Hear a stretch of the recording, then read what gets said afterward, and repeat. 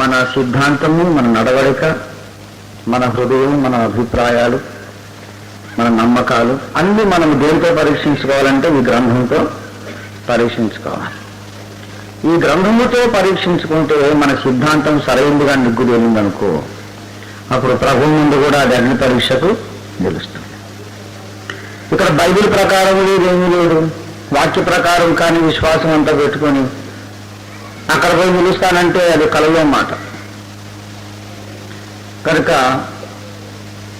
సేవ ఏదో చేస్తేనే చాలదు, గట్టి సరైన సేవ చేయాలి అనే రోషం కలిగిన కొద్ది మంది ఉన్నారు ఈ భూమి మీద.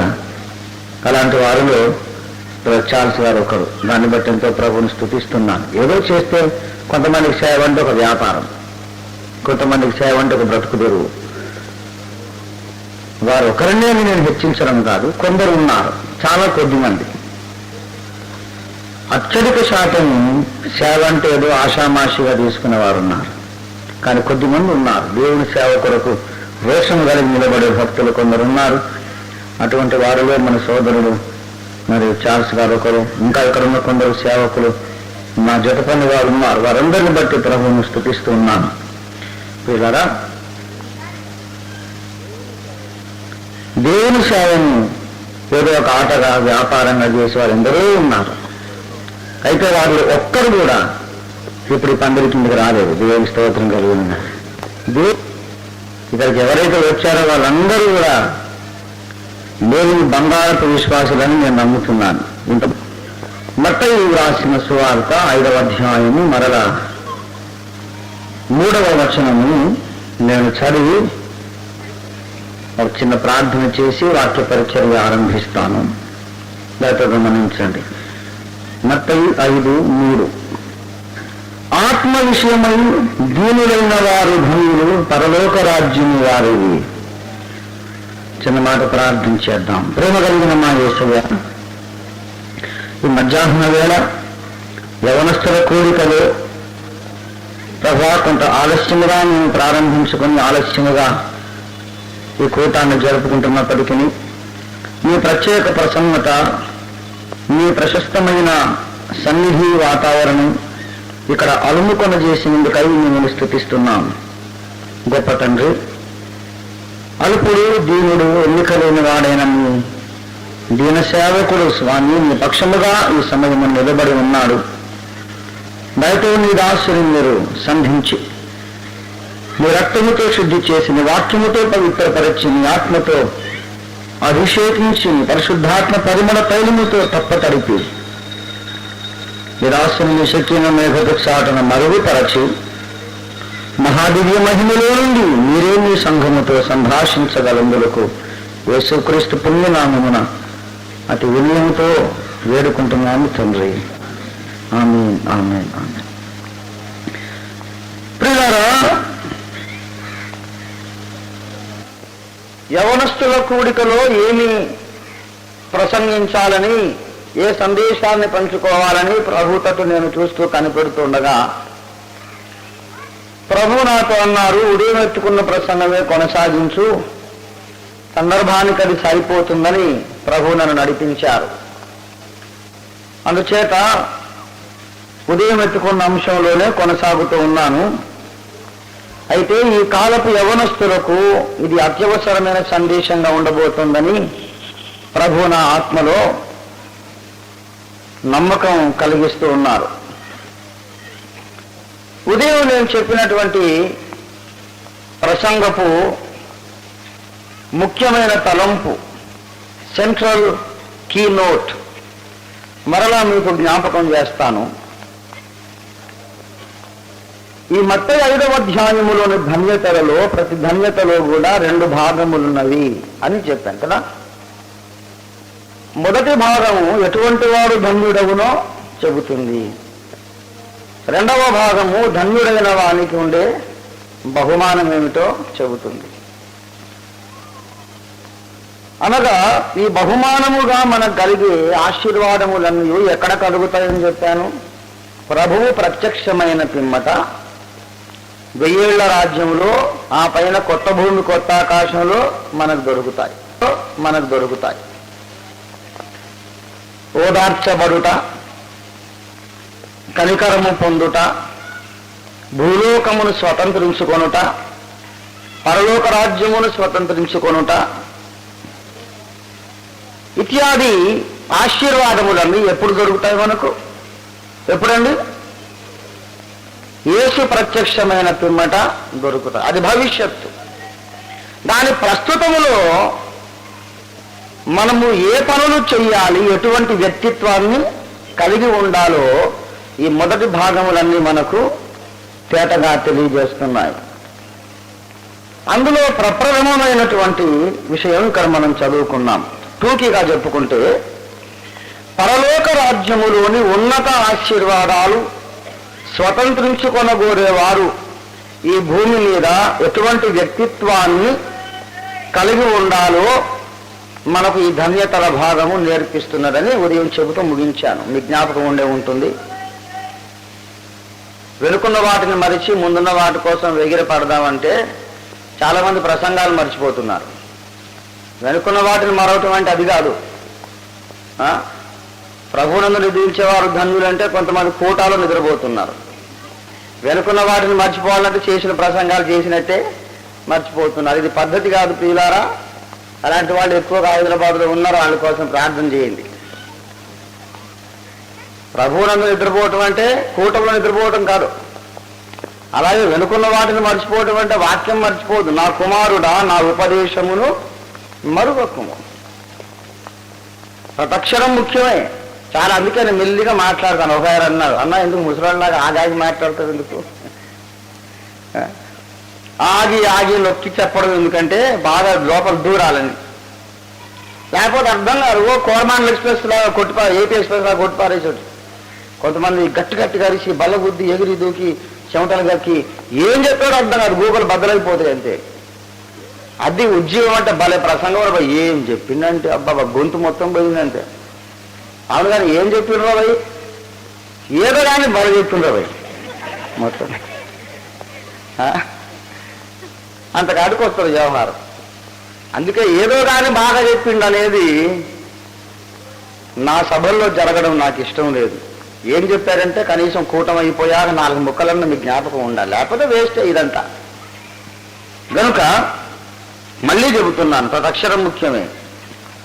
పరలోక రాజ్యములో ఉన్నత ఆశీర్వాదాలు పొందవలసిన ఏమండి పరలోక రాజ్యములో ఉన్నత ఆశీర్వాదాలు పొందవలసిన విశ్వాసులకు ఈ భూమి మీద కలిగి ఉండవలసిన వ్యక్తిత్వము, మళ్ళీ చెబుతున్నా, ఈ భూమి మీద నువ్వు ఏం చేయాలి అనే కార్యములు కాదు సుమా.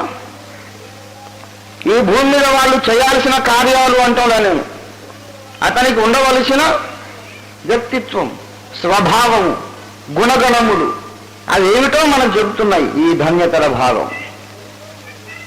అందులో ప్రప్రథమమైన విషయం ఏంటంటే, పరలోక రాజ్యములో ఉన్నత బహుమానము పొందగోరేవారు ఈ భూమి మీద జీవించి ఉండగా, శరీరంలో జీవించి ఉండగా ఆత్మ విషయము దీనులై ఉండాలి.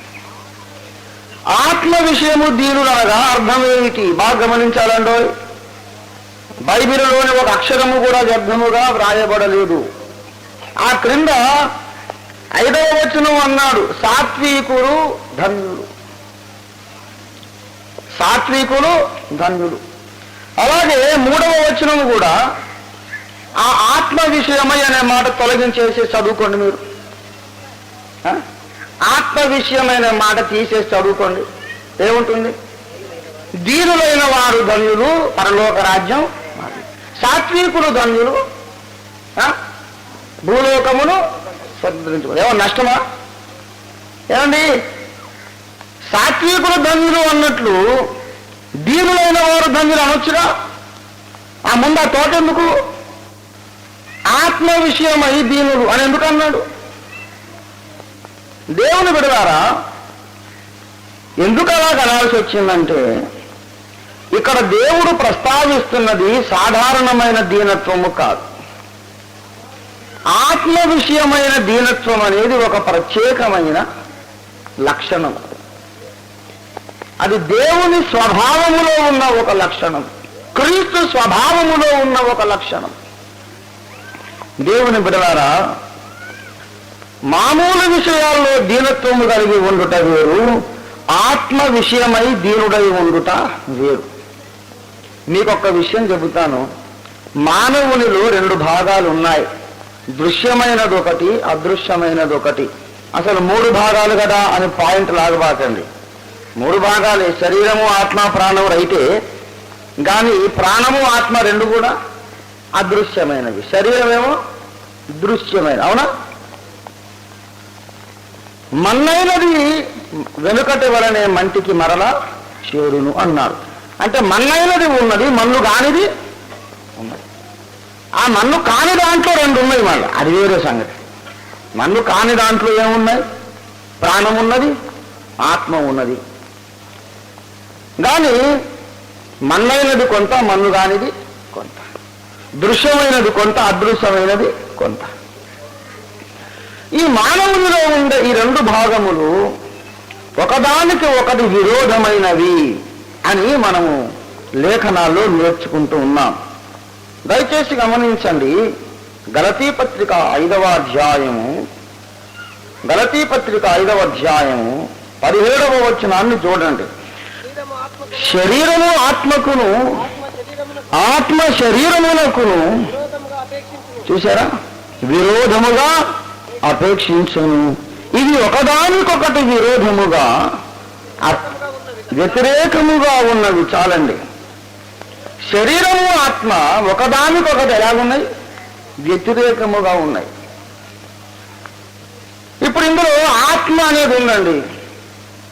ఆత్మను దేవుడు వాళ్ళు ఎందుకు పెట్టాడంటే, దేవుడు ఆత్మ కనుక, శ్రద్ధగా వినాలి, దేవుడు ఆత్మ కనుక ఆయన్ని ఆరాధించువారు ఆత్మతో సత్యముతో ఆరాధించాలి. దేవుని ఆరాధించడానికి దేవుని వంటి ఒక తునక మనలో ఉండాలి. ఆ తానులోని ముక్క అంటారు. ఆ తానులో ముక్క అంటే అటువంటి దారం, అటువంటి నేత, అంత దాదాపు అటువంటిది. ఇప్పుడు పెట్రోల్ కల్తీ చేయాలనుకోండి, దాంట్లో ఏం పోస్తారు? ఏం పోస్తే బాగుంటుంది? పాలు పోస్తే బాగుంటుందా? నీళ్లు పోస్తే బాగుంటుందా? మరి ఏం పోస్తారు? డీజిల్, కెరోసిన్ కదా. ఎందుకు? దాదాపు అటువంటి కణ సముదాయము, అటువంటి అణువుల సముదాయం ఇందులో ఉంది. అర్థమైందా? అటువంటి మాలిక్యులర్ స్ట్రక్చర్ ఇందులో ఉన్నది. అటువంటి అణువుల అమరిక దీంట్లో ఉంది. కనుక అవి కలిసిపోతాయి బాగా. ఇప్పుడు పాలు కల్తీ చేయాలనుకోండి, వాడు పెట్రోల్ పోస్తే చమ్మితే మనం కొంటామా? దాంట్లో కెరోసిన్ ఇంకేదన్నా పోస్తే, డాంబర్ పోస్తే ఎవరు కొనరు. పాలలో ఏం కలపాలి?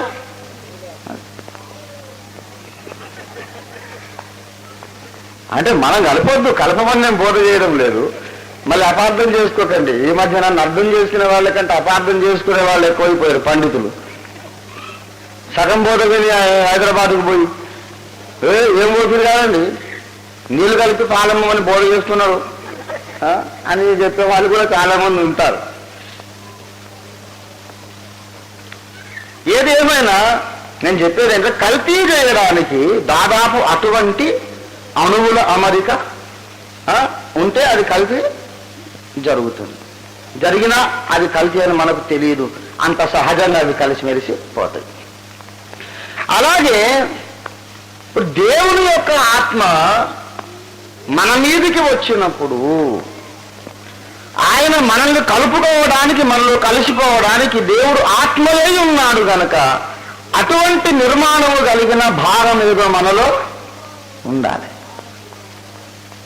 అందుకే మానవునిలో ఆత్మ అనేది ఆయన పెట్టాడు. మనలో ఆత్మ ఉన్నది కనుక మనము దేవునితో మాట్లాడగలం, దేవునితో సంభాషించగలం, దేవుణ్ణి అర్థం చేసుకోగలం. దేవుని యొక్క భావములు, దేవుని బాధలు, వేదన, కన్నీరు, దుఃఖము, సంతోషం అవన్నీ మనం అర్థం చేసుకోగలం. యెహోవానగు నన్ను పరిశీలనగా తెలుసుకొనుటను బట్టి మీరు అతిశయించవలెను అన్నాడు. ఎలా తెలుసుకుంటాం? ఆయన వంటిదేదో ఇందులో ఉంది. దేవుడు ఏమై ఉన్నాడు? ఆత్మయై ఉన్నాడు. దేవుడు ఆత్మ కనుక అన్నాడు కదా యోహాను 4:24 కదా. దేవుడు ఆత్మయై ఉన్నాడు. నరుడు కూడా దేవుడు నరుని నాసికారంధ్రములలో గాలి ఊదగానే ఏమైంది? జీవాత్మ ఆయను. కనుక ప్రియులారా, ఇప్పుడు ఆత్మ ఉన్నది దేవునితో సహవాసము కలిగిన భాగం. శరీరం ఉంది. ఈ శరీరము ఈ ఆత్మకు ఎప్పుడు ఎలాంటిది? విరోధమైనది. ఏమండి? ఇక ఒకదానికొకటి వేరువేరన్నమాట.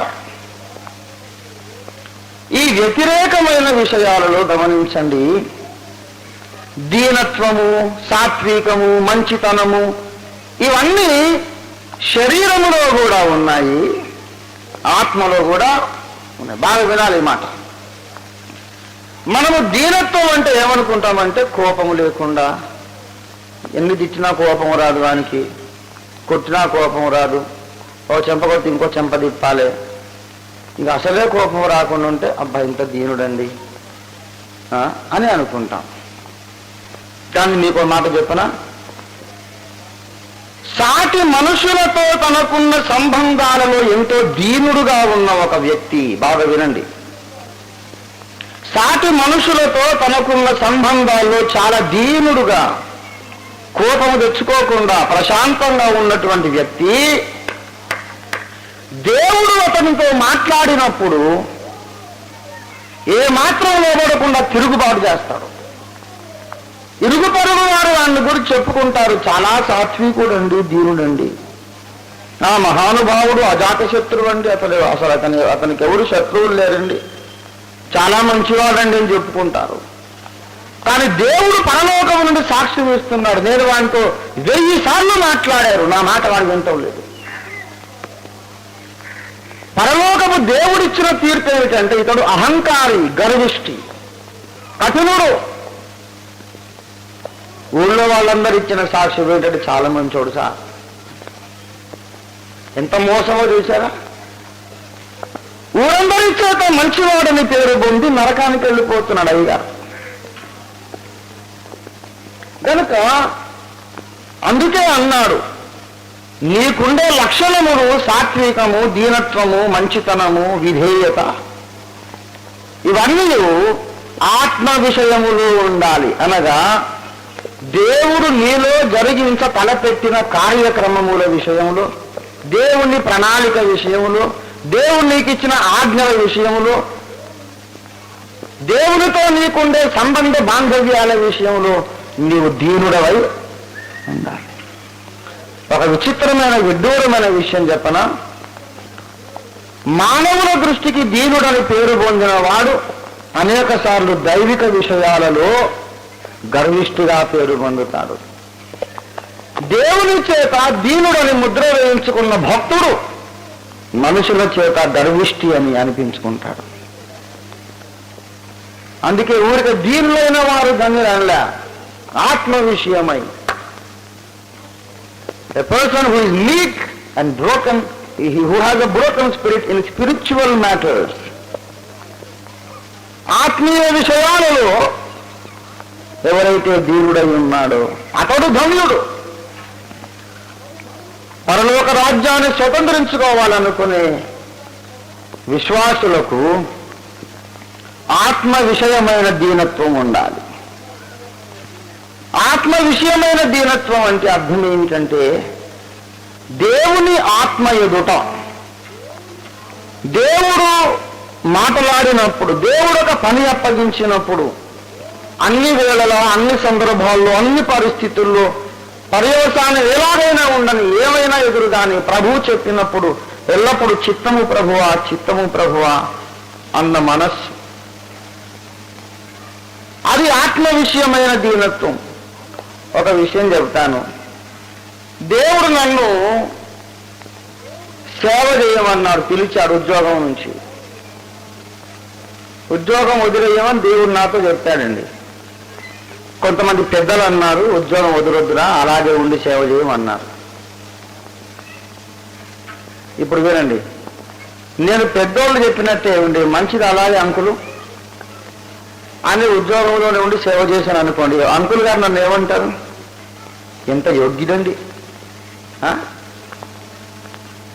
యవనస్తులందరూ ఇలాగుంటే దేశం ఎప్పుడో బాగుపడేది.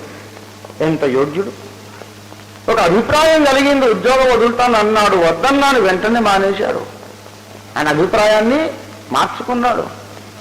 నా మాట విన్నారు, అంకుల్ గారు మురిసిపోతారు. పైన దేవుడేమంటాడు? నేను చెప్పిన మాట నువ్వు వినలేదు కదరా, దేవుని మాట నేను విన్నట్లయితే అంకుల్ గారు ఏమంటారు? గర్విష్టండి అంటారు. చాలాసార్లు ఈ లోకమునకు దేవునికి చుక్కెదురండి. అసలు లోకమును దేవుని మనం ఏకకాలంలో మెప్పించలేము. యాకోబు పత్రిక 4వ అధ్యాయము 4వ వచనం.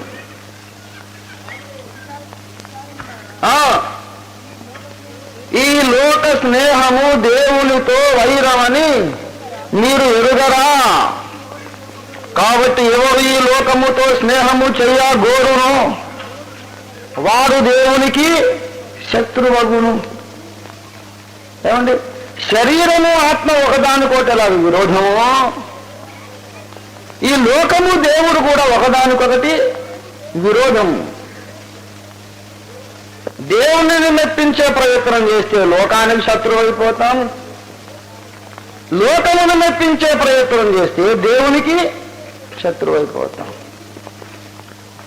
లోకము చెప్పినట్లు నడుచుకుంటే లోకము నన్ను యోగ్యుడని ముద్ర వేస్తుంది, దేవుడేమో అహంకారి అవిధేయుడా అని జంటేస్తాడు.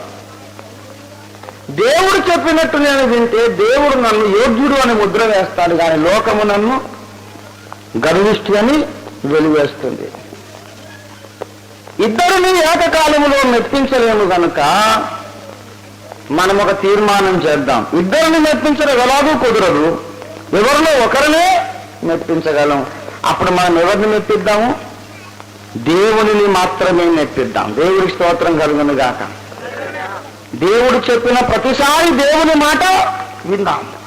దేవుడు నడవమన్న మార్గంలో నడవద్దని లోకం చెప్పిన ప్రతిసారి లోకం మీద తిరుగుబాటు అనగా ఆత్మ విషయమై దీనుడైన వాడు లోకము మీద తిరుగుబాటుదారు. అర్థమైందా? ఆత్మ విషయమై దీనత్వము కలిగి ఉండుతనగా ఈ లోకము మీద, లోక మర్యాద మీద తిరుగుబాటు చేయుట. నన్ను అలాగన్నారు చిన్నప్పుడు, వీడు కమ్యూనిస్టోడండి అనేవాడు, వీడు నక్సలైటోడు అనేవాళ్ళు, కమ్యూనిస్టోడు అనేవాళ్ళు, తిరుగుబాటుదారు, గర్విష్టోడు అనేవాళ్ళు. ఎన్నైనా సరే నాకు కమ్మగా, నాకెంత కమ్మగా ఉండేదో. ఈ పనికి మాల్లో ఎంత తిడితే అంత మంచిది. ఎందుకంటే ఎవడు లోకముతో స్నేహము చేయకూడను వాడు దేవునికి శత్రువుగును. ఈ లోకమంతా నన్ను తోనాడుచున్నప్పుడు నాకు అర్థమైంది ఏంటంటే, నేను దేవునికి స్నేహితున్నయ్యాను కనుక వీళ్ళు ఎలాగూ తులనాడుతున్నారు. దేవుని బిడలారా, ఒక్క మాట అడుగుతున్నాను, లోకము మీద నీవు తిరుగుబాటు చేయగలవా? ఏమండి, యవనస్తుల కూటం, యవనస్తులారా, ఉడుకు నెత్తురు కలిగినటువంటి యవనస్తులారా, మీరు లోకము మీద, మానవ పద్ధతుల మీద, మానవులు నెలకొల్పినటువంటి సాంప్రదాయముల మీద, దేవుని వాక్యములకు భిన్నమైన పద్ధతుల మీద మీరు తిరుగుబాటు చేయగలరా? ఏమండి, చేయగలరా? నేను మాట అడుగుతాను. చిన్న ఉదాహరణ, ఈ లోకంలో కుల వ్యవస్థ అనేది ఉన్నది. దాని మీద మీరు తిరుగుబాటు చేయగలరా? సంఘం పెద్ద పెద్ద ప్రసంగికులు కూడా 7 పాయింట్ల ప్రసంగము, 33 పాయింట్ల ప్రసంగం అంతా చేసి బల్లబుద్ధి గొంతు బొంగురు బయలా కలిసి స్టేజ్ దిగిరాగానే మావోడు ఎక్కడాన్ని వెతుక్కునే వాళ్ళని చూశాను. లేదా లోతైన మర్మమును, ప్రకటన గ్రంథము, పరమగీతం అంతా చెప్పి పెండ్లి అనే క్వశ్చన్ రాగానే మా వాళ్ళ పిల్ల ఎక్కడుందని వెతుక్కునే వాళ్ళు ఉన్నారు. సిగ్గులేదా అంటున్నది. మీరు చెప్పే ప్రసంగం ఏమనికి రా బాబు. ఒక్క అన్న ఉన్నాడు ఇక్కడ, నాకు తెలిసిన అన్న ఉన్నాడు, నా పిల్లలలో ఒక్కొక్కరికి ఒక్కొక్క కులం చేస్తానని పంతం పెట్టాడు. ఈ కుల వ్యవస్థను కూలగొడదాం. ఏమండి, ఇష్టమైన ధైర్యం లేదు. మళ్ళీ ఎందుకంటే ముసలాళ్ళ కూటమన్న పెట్టుకోండి. దేవునికి స్తోత్రం కలుగునుగా. అదేగా దేవుని బిడలారా, నేనైతే ఒక మాట చెప్తున్నా, నేను మెత్తగా కనబడతా కానీ పెద్ద టెర్రరిస్ట్ నేను. ఈ లోకములో బైబిలుకు భిన్నమైన అభిప్రాయాలు ఎన్నైతే ఉన్నాయో, దేవుని వాక్యములకు వ్యతిరేకమైన అభిప్రాయములు ఎన్ని ఉన్నాయో వాటన్నింటి మీద నేను పగబట్టానండి. త్రాచుపాము పగ కంటే కఠోరమైన పగబట్టాను. I will destroy the kingdom of the devil in this world. నాకు తెలుసు, నా స్ట్రాటజీ, నా వ్యూహం నాకుంది. ఆ మూలకు కూడా అందరూ పిచ్చుకోవాల్సినట్టు అరుస్తూ ఉన్నారు కానీ మేము పట్టించుకోమదంతా.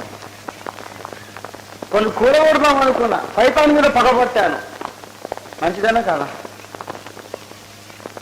సైతాన్ కూడా అబద్ధములకు జనకుడు కనుక అబద్ధాల మీద పగబట్టాను. మంచిదేనా కాదా?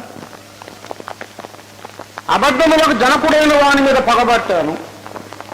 వాడు పుట్టించిన అబద్ధాల మీద పగబట్టాను. మంచిదేనా కాదా? మరి ఇదేమన్నా దీనత్వమేనా అని నేను అడుగుతున్నాను.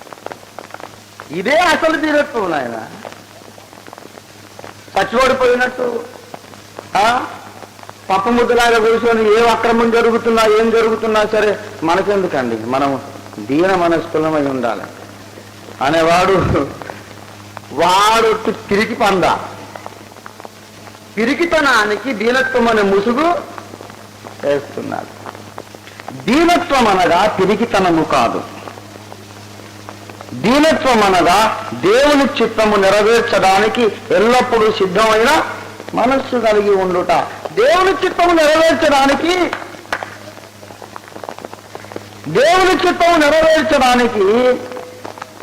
ఎంతో బలము కావాలి, శూరత్వము, శౌర్యం కావాలి. 103వ కీర్తన దయచేసి తొందరగా ఒక మాట చూడండి, ముగించి వేస్తాను. 20. యెహోవా దూతలారా ఆయన ఆజ్ఞకు లోబడి ఆయన వాక్యము నెరవేర్చు. ఆమేన్. ఎంత గొప్ప మాట అండి. బలశూరులారా, బలవంతుడు శూరుడు. దేవుడు చెప్పినట్టల్లా జరిగించడానికి వాడు బలహీనుడు కాదు. ఎంతో బలవంతుడైతే తప్ప దేవుడి చిత్తమును జరిగించలేడు. వీరాభివీరుడు అలెగ్జాండర్ని, నెపోలియన్ మించిన శూరుడైతే తప్ప దేవుని చిత్తమును జరిగించలేడు. అందుకే చెబుతుంటాను, we are militants, we are spiritual terrorist అని చెబుతుంటాను. మేము ఆధ్యాత్మిక ఉగ్రవాదులం, చిన్న సంగతి కాదు. మేము జీపులకు కార్లకు మందు పాత్ర పెట్టామండి. 6-7 ఏళ్ళ బట్టి సైతాన్ని కట్టుకున్నటువంటి రాజ్యం కింద మందు పాత్ర పెట్టి లేపేస్తున్నాం. దేవుని స్తోత్రం కలుగునుగా. హల్లెలూయా. ఉగ్రవాదంలో ఎవరన్నా ఉంటే వచ్చి నా దగ్గర పాఠం నేర్చుకోవాలి. దేవుని స్తోత్రం కలుగునుగా. 6,000 ఏళ్ళ నుంచి వాడు కట్టుకున్నది లేపడేస్తున్నాం. దేవుని బిడ్డలారా, ఆత్మ విషయమై దీనుడైన వాడు ఈ లోక విషయాల్లో కఠినుడుగా, క్రూరుడుగా, ఏమండి దర్పము, టీవీ కలిగిన వాడిగా కనబడతాడు. Is a misunderstood man. అతను అందరూ అపార్థం చేసుకుంటారు.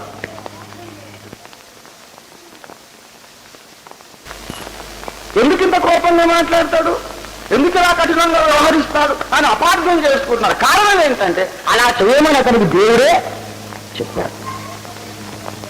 అబద్ధములకు జనకుడైన సాతానును నేను ద్వేషిస్తున్నాను, వాడి మీద పగబట్టాను. మంచిదేనా కాదా? మంచిదే. వాడు పుట్టించిన అబద్ధాలను కూడా నేను వాటి మీద పగబెట్టుకున్నాను. మంచిదేనా కాదా?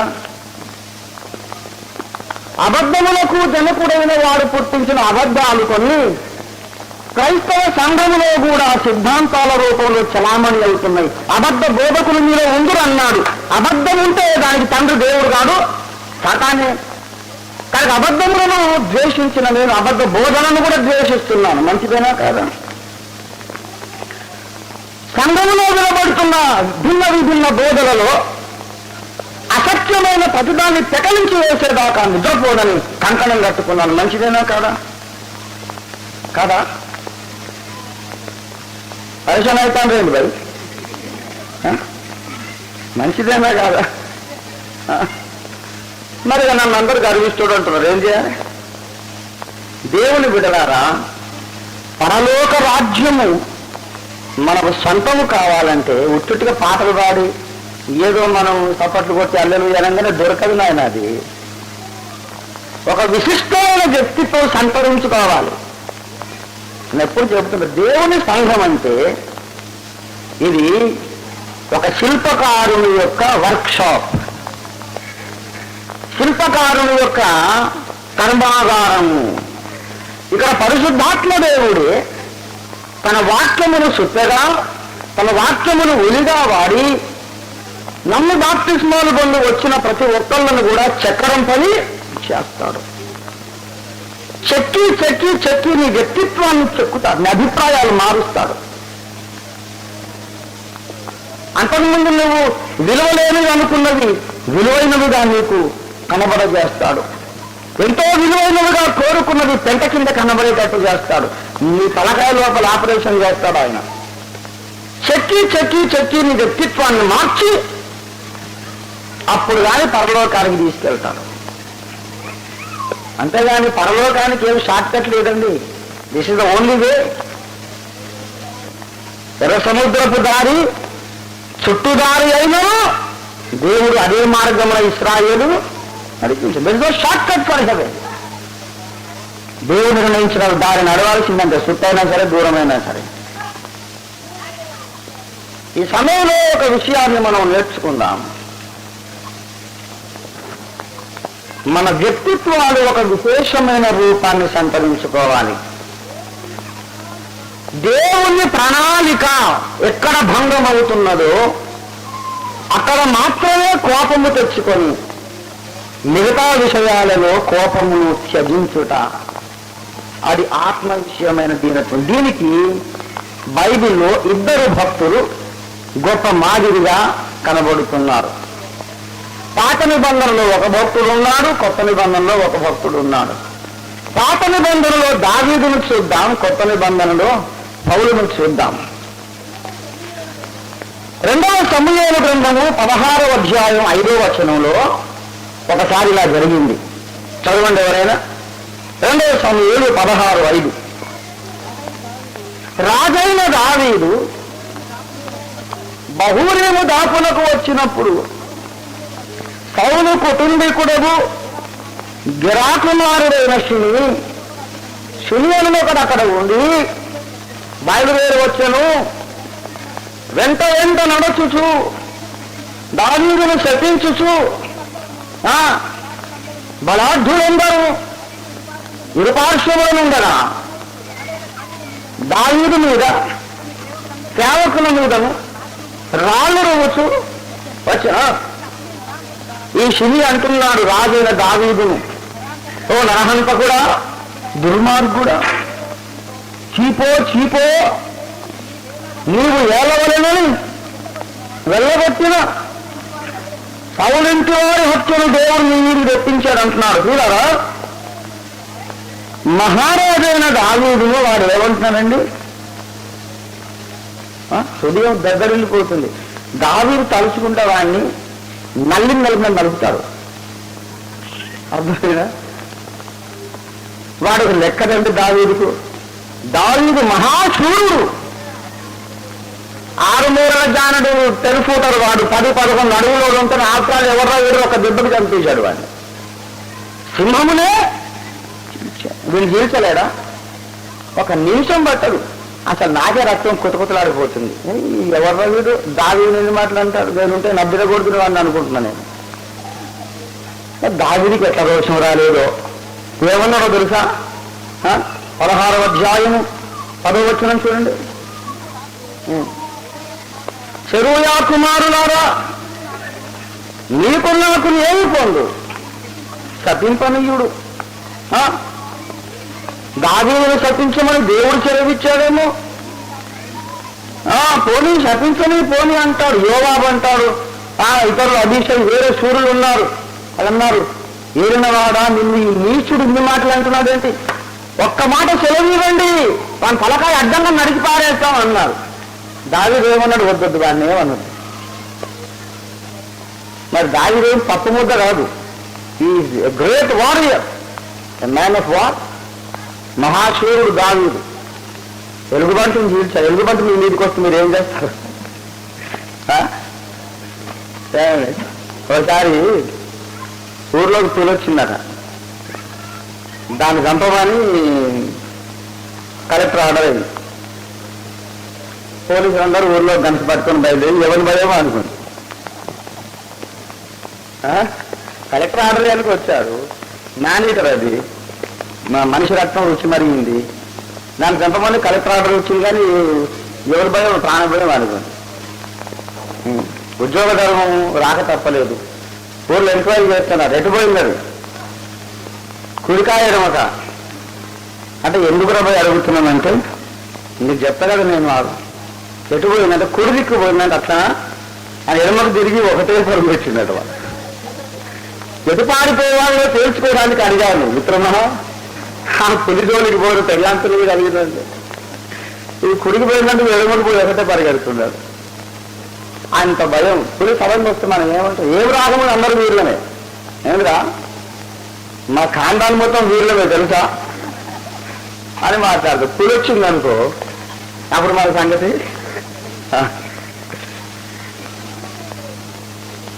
సింహం ఎదురు వస్తే ఎటువంటి శౌర్యం అండి, దాని మీదకి దాని పైన కూడా కింద కూడా పట్టుకొని చింపేసి ఆ కాగితం చింపినట్టు తలసుకుంటే అట్ట పీక పట్టుకుంటే దెబ్బ గిరగిల్లాడి కావాలి వాడు. తిట్టని లేని అనుకున్నాడు, చిద్విలాసంగా చూస్తున్నాడు. అంత రోషం లేకుండా కదండి దావీదు, రోషం చచ్చిపోయింది ఏంటి, ఇట్ట పనికిమాలినడు ఏంటి అనొచ్చు జనాలు. దావీదులో రోషం చావలేదు. 139వ కీర్తన దావీదు తన రోషమును వ్యక్తం చేస్తున్నాడు. 139, 21 చూడండి దయచేసి.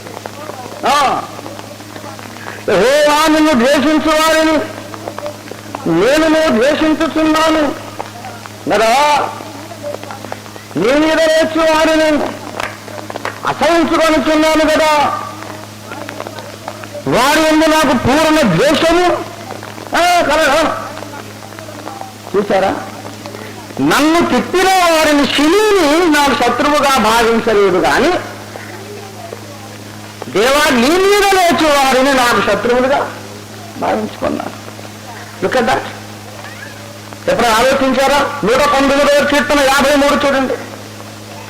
నన్ను తిట్టిన వాడు నాకు శత్రువు కాదు, దేవుని కార్యక్రమములను అడ్డగించిన వాడు నాకు బద్ధ శత్రువు అన్నాడు. 53 చదివినా, నీ ధర్మశాస్త్రమును విడిచి నడచుచున్న భక్తిహీనులను చూడగా అబ్బబ్బబ్బ నాకు అధిక రోషము పుట్టు. శనిగాడు అడ్డమైన కారు కూతలు కూర్చి అధిక రోషం పుట్టలేదే ఏమండి? నిజంగా నేనే తను తెలుసుకోలేదు అనుకుంటా ఏమండి. ఏదో ఒకసారి 2 సార్లు 3 సార్లు ఓచుకుంటాం. ఎప్పుడు తీసుకుంటే ఎంతకాలం ఓచుకుంటామండి. గుంటూరులో ఒకసారి శిల్వదారి అని ఒక డ్రామా చేశారు. గుంటూరు టౌనే, నిజంగా జరిగింది ఇది. ఆ శిల్వదారి అనే దాంట్లో ఒక ఆయనను యేసు ప్రభు పాత్రలు పెట్టారు. శిల్వలాగానే కొయ్య తయారు చేసి తాళ్ళతో కట్టేశారు, ముళ్ళ కిరీటం లాంటిది పెట్టుకుంటాం. వాళ్ళు సపోర్ట్ చేయొద్దు, అట్లా ఉంటుంది. ఏం చేస్తారంటే 4 తిట్లు తిట్టినట్టు చేస్తారు, ఇట్లా గేలు చేస్తాను, గమనం ఉందంటే మొత్తం అయినాకనే 50 రూపాయలు ఇస్తాం అంటే వాళ్ళు సరేనా. ఇక ఈ సైనికుల పాత్ర వేసేవాళ్ళు వీళ్ళు రెచ్చిపోయి మాట్లాడుతున్నారు. ఆయన ఏమేమో ఓ నగరేయుడా దిగిరము పెద్ద రక్షకుడు అంటుంది కదా, ఆయన ఒకటేమో తూరు వేస్తున్నారు, ఒకటేమో పిడుగుద్దులు గుద్దారు, డొక్కలు గుద్దారు. వీరికి తిక్కర వెళ్ళిపోతుంది. ఇది ఏం రంగు 50 రూపాయలు ఇస్తారని చెప్పి తీసుకొచ్చి చాలా చెట్టు దిగుతున్నాడు. లోపల కొత్త కూడా ఉడికిపోతుంది దానికి. అట్లనే ఉన్నాడు, గమ్ములు ఉన్నామన్నాడు కదా. మెల్ల కళ్ళు మీద సటేట్ చూశారు. ఏమి వింటే ఊరుకోవట్లేదు, వాళ్ళేమో న్యాచురల్ యాక్షన్ చేస్తున్నారు. సహజంగా ఉండాలని ఇంకా యాక్షన్ చేస్తున్నారు వీడు. ఇక 2-3 నిమిషాలు ఓర్చుకోలేకపోయాడు. మొత్తం దిగి ఆ కాళ్ళు చేతులు ఉన్నటువంటి కట్లు ఇప్పుకోవాలి కిందకి దిగి ఆ శిలవ ఊడదీసి దాంట్లో ఒక్కొక్క నీకు చితగొట్టింది. ఏంద్రా నీ ఇందాకన్నా చూస్తున్నా పాపంతోనే ఊరుకుంటే గిన్నె మాట్లాడతారా నన్ను చేతగానని అంటావు. ఇప్పుడు ఎప్పుడా అది డ్రామా మొత్తం ఆ బాధపడాలి. మొత్తం నిజంగా టికెట్ కొనుక్కొని కూర్చున్నాడు. 50 రూపాయలు టికెట్. ఇక వీడు ఆ సిలువటీకి దాంతోనే ఈ బగలు పెడుతుంటే మొత్తం జనాలకు అడ్డం పడి మొత్తం డ్రామా పాత్రదారు సైనికులు పిలాటు కిరీటం ఊడితాడు అన్ని అడ్డ వీడియో పడి డ్రామా మొత్తం ఆ భాష. డైరెక్టర్ సరే ఏంటిరా నువ్వు ఒట్టొట్టు కదా అని చెప్పినా కదా. ఏం ఒట్టిగా మాకు అన్ని తిట్లు పెడుతుంటే రోషంలో అనుకున్నావా?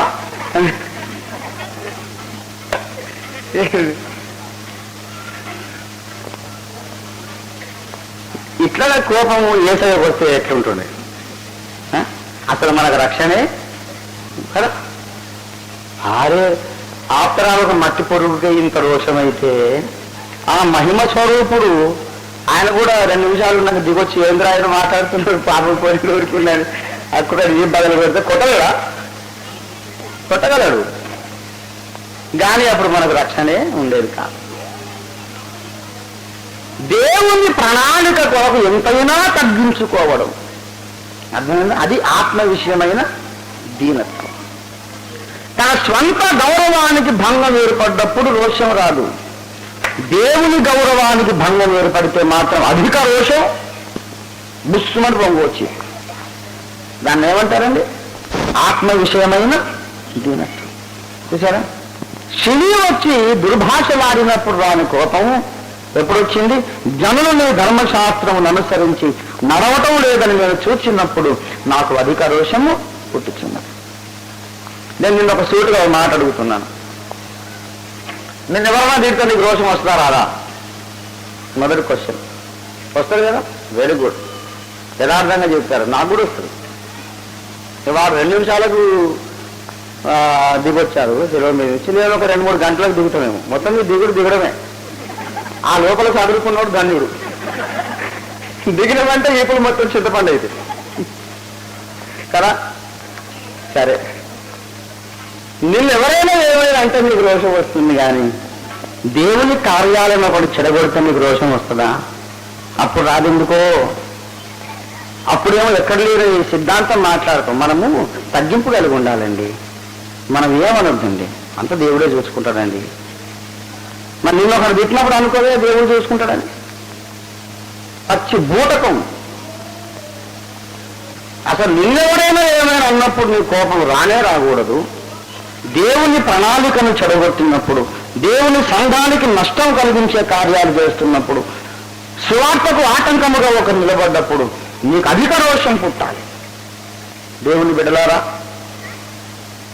అటువంటి వారే పరలోక రాజ్యము స్వతంత్రించుకుంటారు. జాగ్రత్త. అటువంటి వ్యక్తిత్వం నీకు ఉండాలి. కొత్త నిబంధనలో పౌలు కూడా ఏమన్నాడో తెలుసా? ఒక్క సందర్భంలో చూడండి దయచేసి. ఒకే ఒక సందర్భంలో ఆయన ఏమన్నాడు? 1 కొరింథీ పత్రిక 4వ అధ్యాయము 21వ వచనం. మీరేది కోరుచున్నారు? బెత్తముతో మీ వద్దకు రావాలనా? ప్రేమతోనూ సాత్వికమైన మనస్సుతోనూ రావాలనా? దయచేసి గమనించండి. 2 ఛాయిస్లు పెట్టాడు. నేను సాత్వికంగా రావాలా, బెత్తంతో? అంటే బెత్తంతో వస్తే ఎందుకొరకు వస్తారు? బెత్తం ఎందుకు నాకు చెప్పండి? మాలిష్ చేయడానిక? బెత్తం ఎందుకు? చిత కొట్టడానికి కదా. అంటే అప్పుడప్పుడు దైవజనుడు బెత్తం కూడా వాడతాడు. అర్థమైందా? మేము కూడా వాడతాం, మీకు తెలియదేమో. కానీ ఎప్పుడు వాడతామంటే మమ్మలను దూషించినప్పుడు కాదు. దేవుని సంఘమును ఎవరైనా పాడు చేస్తే తప్పకుండా బెత్తం వాడతాను. మా దగ్గర ఒక బ్రదర్ ఉన్నాడు, ఆనందం. ఎన్నిసార్లు చూస్తామన్నా? 1 సారి 2 సార్లు చూస్తాం. 3వ సారి మనదే. ఏసి నామములు జోపడమే. అంటాడు. ఒకసారి చూస్తూ 2 సార్లు చూస్తూ 3సారి మనదేనా దెబ్బ. ఎందుకు మనదే దెబ్బ? దేవుని ఇంటిని ఎవడైనా పాడు చేస్తే వాడిని దేవుడు పాడు చేస్తాడు. దేవుని ఆలయమును ఒకడు పాడు చేస్తున్నాడు, దుర్బోధలతో పాడు చేస్తున్నాడు, సత్యబోధన అడ్డగించి సంఘమును పాడు చేస్తున్నాడు.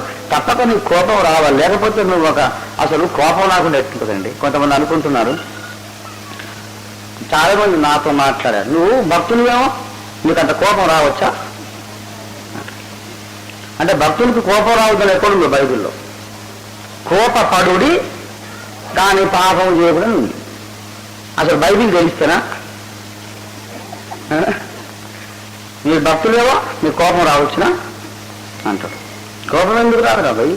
అసలు మన కళ్ళ ముందు ఎంత ఘోరం జరుగుతున్నా, ఎంత పాపం జరుగుతున్నా, ఏం జరుగుతున్నా ఎప్పుడు అని పిలిస్తే వాడు మెంటలోడు అయి ఉంటాడు. వాడు భార్య భర్తలు కలిసి రోడ్డు మీద పోయింది అనుకోండి, ఎవరన్నా వచ్చి భార్య చేయి పట్టుకొని కూర్చుంది అనుకో, చూడండి నాయనలారా మీకోసం ఏడవకండి అని అప్పుడు చెప్తారా? నేను అర్జెంటుగా పట్టుకుని మెంటల్ హాస్పిటల్లో పడి ప్రాణమే ఈ మెంటల్గా ఉన్నాడు, వాడు గుంజుతుంటే బాగా చూసి నాయనలారా అంటే ఏంటండి. ఇప్పుడు మన భార్యను ఒకటి పట్టుకొని చేయబట్టు గుంజుతుంటే అప్పుడు నాయన, లేకుంటే అప్పుడు మోకరించి నాయన దీనికి మారు మనసు అనుగ్రహించి అంటే అప్పుడు వస్తుందా? 4 తోమితే అర్జెంటుగా మారు మనసు వస్తుందా? అక్కడ ప్రార్థన చేయొద్దు, తోమాలి. తర్వాత ఆదివారం వచ్చి అవునంటే ఒప్పుకొని క్షమాపణ పొందాలి, అది వేరే సంగతి. లేకుంటే ఇక్కడ ఘోరం జరగటం లేదు. కండ్ల ముందు ఎంత ఘోరం జరుగుతుంటే, ఇప్పుడు నా చెల్లి మీద, నా భార్య మీద, నా కూతురు మీద ఎవరైనా అత్యాచారం తలపెడుతుంటే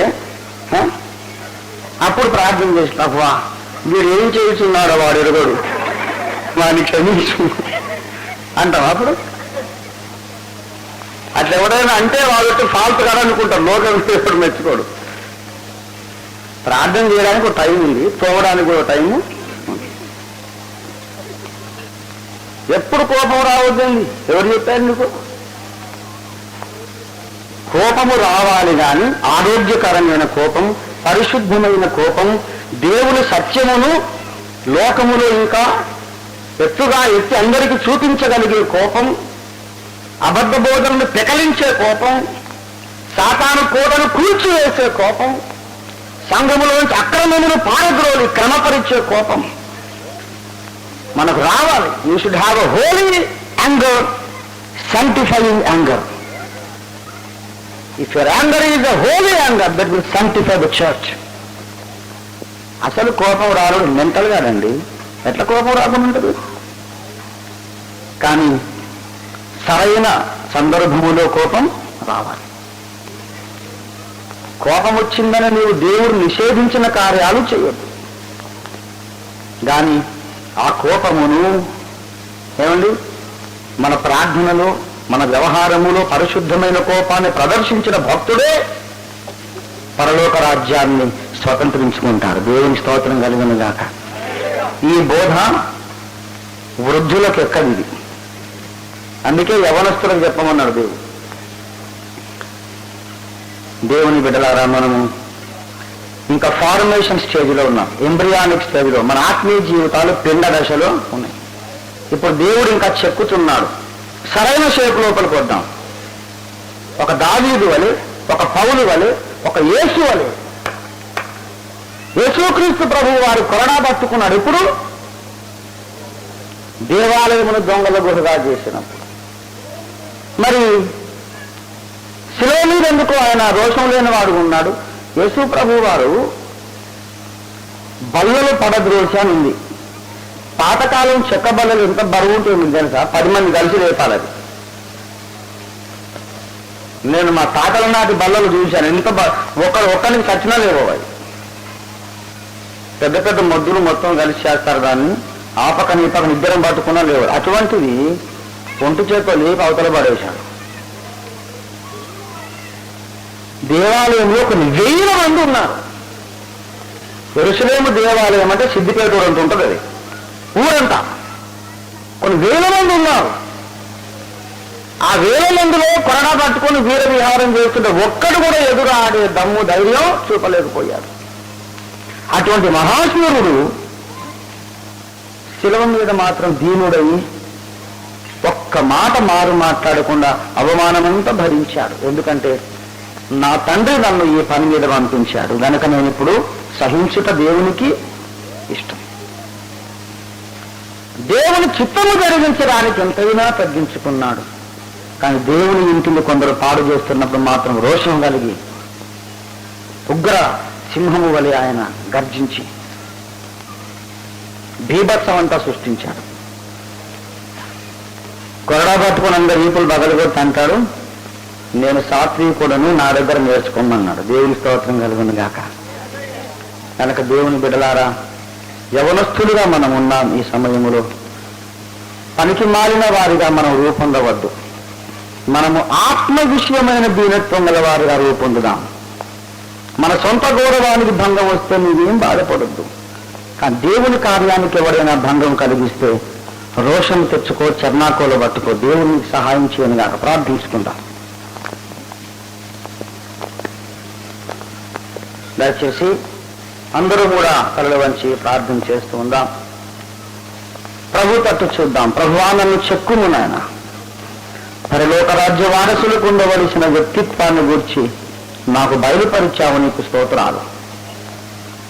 నాతో మాట్లాడమని మనం ప్రార్థించేద్దాం. పాస్టర్ అబ్రహాం లింకన్ గారు దయచేసి ముందుకు వచ్చి మన ప్రార్థనలో నడిపించి ముగించాలని వారిని మనవి చేస్తాం. కృపాకరికంగా మా పరలోక తండ్రి, నిత్యమైన దేవా, మరొకసారి నీ కృపా సింహాసనం మీదకు వచ్చి ఉన్నాము ప్రభా.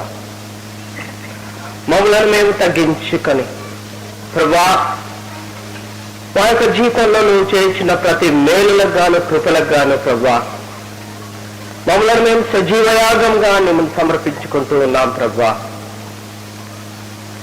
మేము దీన మనస్సు కలిగి ప్రభా, ఆత్మ విషయము దీనులంగా ఉండటకు సహాయం చేయండి ప్రభా.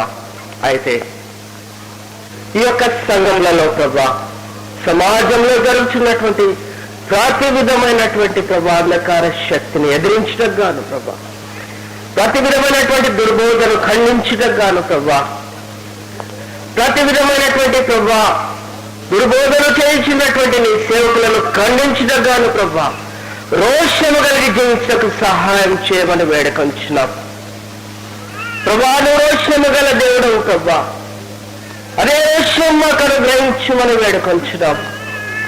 పిరికి వారుగా ఉండకుండా సహాయం చేయండి ప్రభా. పిరికి వారు అగ్నిగుండంలో ఉంటారని సెలవిచ్చున్నావు కాబట్టి ప్రభా, అటు పిరికి ఆత్మని మాలో నుంచి తీసివేయమని వేడుకొంచున్నాం. మేము చేసినంత కాలము రోషము కలిగి ప్రభా, నీ యొక్క వాక్యములో ఎదుగుటకు గాను, భిన్నమైన బోధలు ఖండించుటకు గాను ప్రభా సహాయం చేయమని వేడుకొంచున్నాం. నీ సేవకుని ద్వారా మాకు వినిపించి నా ప్రభా, నిర్జీవమైనటువంటి మా స్థితి ప్రభా, మరొకసారి మమ్మల్ని లేవనెత్తండి ప్రభా. నరపుత్రుడా, చక్కగా నిలబడమని సెలవిచ్చున్నాం. అదేవిధంగా ప్రభా, మేము చక్కగా నిలబడటగా మాకు సహాయం చేయండి. అయితే మా జ్ఞానం, మా బలము సరిపోదు కాబట్టి ప్రభా, నిన్ను వేడుకొంచు ఉన్నాం. నువ్వు నిలబెట్టండి ప్రభా. ఇక్కడ చేరిన ప్రతి ఒక్కొక్కరిని కూడా ప్రభా, ఒక రోషము గల యోధునిగా ప్రభా, నీ యొక్క సేవకునిగా ప్రభా, నీ యొక్క యుద్ధంలో ఒక వీరునిగా ప్రభా తీర్చిదిద్దుమని వేడుకొంచుదాం. వారు జీవించేంత కాలము ప్రభా నీ సేవలు ప్రభా, యుద్ధ భూమిలో ఒక సైనికుడు ఏ విధంగా పోరాడతాడో ఆ విధంగా పోరాటకు ప్రభా నీ యొక్క ఆత్మను కుమరించమని వేడుకొంచున్నాం. ప్రతి ఒక్కొక్కరిని కూడా దర్శించి ప్రభా, వీరికి ఆత్మను తీసివేసిన రాజా, రోషము గల ఆత్మను కుమరించమని వేడుకొంచున్నాం. ప్రతి విషయంలో రోషం కలిగి ఉండటకు సహాయం చేయండి ప్రభా. రాజా, వీళ్ళ వాక్యము మా హృదయంలో ఫలింపచేసి నీరు కట్టి ఎదిగింప చేయండి. ఇక ముందు జరగలేటువంటి ప్రతి కూటంలో నువ్వు ఆధిపత్యం వహించి నీ యొక్క ఆత్మీయ ఆహారాన్ని మాకు సమృద్ధిగా కుమ్మరించమని నీ సేవకుని మరొకసారి ఈ యొక్క ఆత్మతో అభిషేకించమని మహోన్నతుడైన యేసుక్రీస్తు ఉన్నత ఘనమైన నామంలో బ్రతిమలాడి వేడుకొంచున్నాము స్వామి. ఆమేన్. తండ్రి అయిన దేవుని ప్రేమ, మన రక్షకుడు సర్వలోక రక్షకుడైన యేసునాథుని శాశ్వత కృప, నూతన సత్య ప్రత్యక్షతలకు మూలాధారము మూలకారకుడైన పరిశుద్ధాత్మ దేవునితోడు దివ్య సహవాసము చేరొచ్చిన మనకందరకు భూలోకము దేవుని ఎడల భయమైన భక్తి కలిగి తమ చెవులను దేవునికి అప్పగించిన గోపిల కథలకు సదా తోడనుండును దాకా. యేసు రక్తమునకి యేసు రక్తమునకి యేసు నామమునకు సంపూర్ణ విజయం కలుగు.